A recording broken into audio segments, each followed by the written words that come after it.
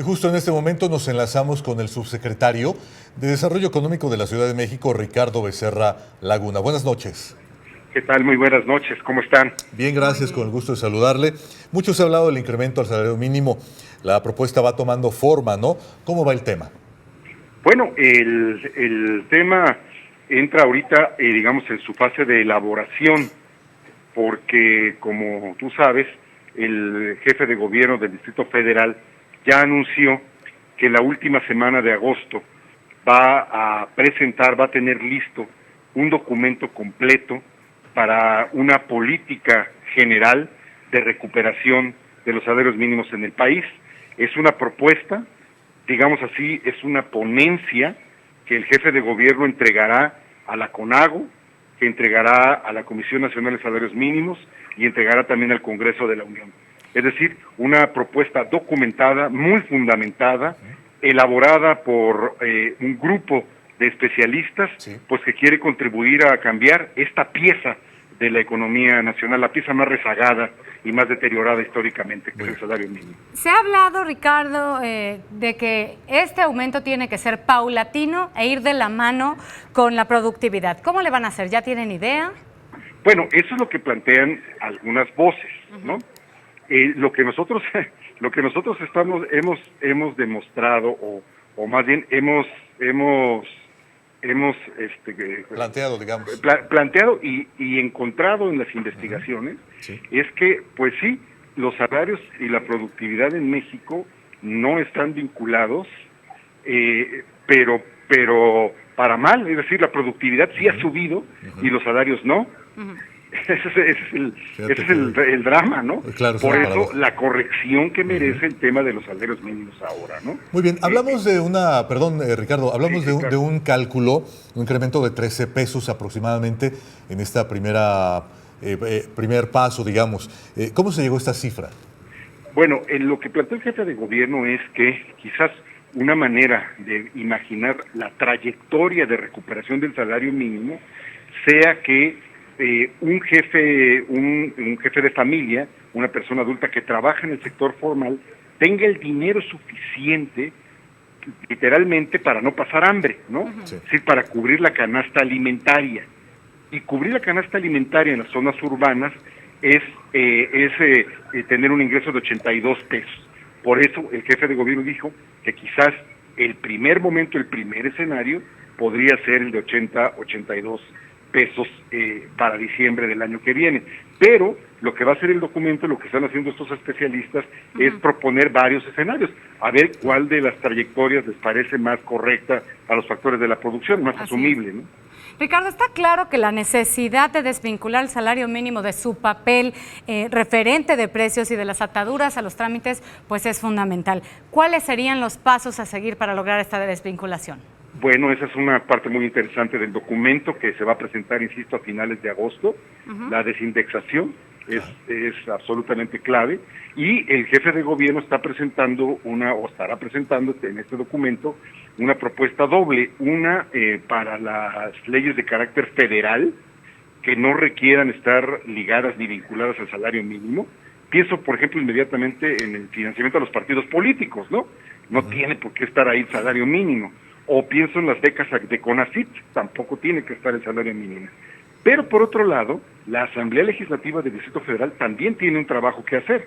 Sí. Y ese trabajo que hacer es que las leyes locales también sean desindexadas. Es decir, el tema de liberar y procurar una recuperación de salarios mínimos para los siguientes años, pues va a requerir el concurso y el trabajo de todos. Sí, hay quien ha dicho que temería una inflación a partir de este aumento si se diera. ¿Cuál es el escenario que ustedes ven y proponen? Otra vez nuestros cálculos y el modelo que nosotros tenemos es que no pasa eso porque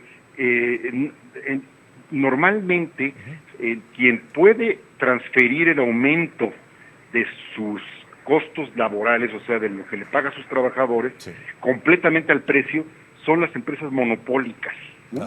Es decir, una empresa que sí está en competencia en el mercado, pues no necesariamente traslada los costos laborales precisamente porque está en competencia, ¿no? Y por otro lado, se pueden imaginar medidas compensatorias, por ejemplo, a las pequeñas industrias, a las pequeñas y medianas empresas, pues para exentarlas del impuesto sobre la nómina en el primer año para la recuperación, de manera tal que no sufran tanto el impacto del aumento o del primer aumento en la trayectoria de recuperación del salario mínimo. Estas son las variantes, esta es la imaginación que requiere este tipo de política, y creo que el documento va a dar muchas luces para que todos comprendamos y podamos llegar a un gran acuerdo de empezar a subir los salarios en México. Claro.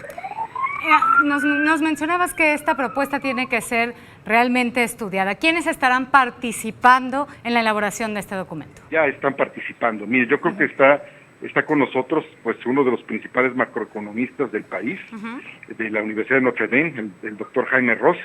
Está por parte, un estudioso del CEPAL, Jaime Moreno Briz, Gerardo Esquivel, un egresado de Harvard, ni más ni menos, la principal especialista en materia laboral en México, Graciela Benzuzán, el constitucionalista Antonio Azuela, y otros tres más que Ariel Rodríguez Curi, en fin, son un grupo de economistas, historiadores, juristas y politólogos que nos están ayudando a encuadrar y a encontrar, ¿no?, todos los pasos que debemos hacer para desatar el salario mínimo, porque quiero enfatizarlo muchísimo. Sí. México ya es un outsider, ¿no? Sí. Es un caso rarísimo en el mundo y en América Latina. Es el único país de América Latina que no ha subido su salario mínimo desde 2002, 2003, ¿no? Todos los países están discutiendo esto, Alemania, por ejemplo, Inglaterra, Estados Unidos, y solamente en México pues estábamos pasmados con la pura inercia. Creo que ha llegado la hora de romperla.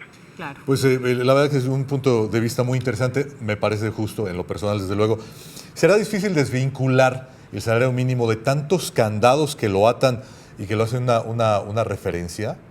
Sí, por ejemplo, la experiencia uruguaya muestra que es posible. También tenían atado el salario mínimo a muchos precios, a muchos costes, ¿no? Sí. Pero pudieron hacerlo.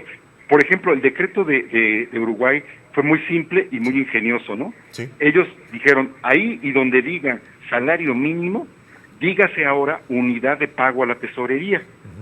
De manera tal que los salarios mínimos corrían por su propia negociación, por su propio aumento, y las multas pues con el suyo propio, ¿no? Es una manera ingeniosa con un solo decreto que luego pues culminaron los poderes del Congreso en Uruguay, pero que iniciaron una trayectoria de recuperación de salario muy interesante. Pues sirve el ejemplo para que nuestro caballo ande. Ricardo, muchas gracias. No, pues muchas gracias, estamos a la orden y creo que entrevistas como la suya ayudan mucho a despejar dudas, porque hay demasiadas confusiones, ¿no? Sí, la verdad. Creo, y demasiadas, digamos, repeticiones de verdades que ya no se demuestran o que nunca se han demostrado y que nos han dejado a México, el caso de México, como un verdadero outsider en el concierto mundial. Estoy de acuerdo. Así es. Ojalá que haya la oportunidad de que vengas en estos días a platicar del tema. Cuando tú me digas, yo encantadísimo. Muy bien. Un abrazo y buenas noches. Buenas noches. Buenas noches, Ricardo. Gracias.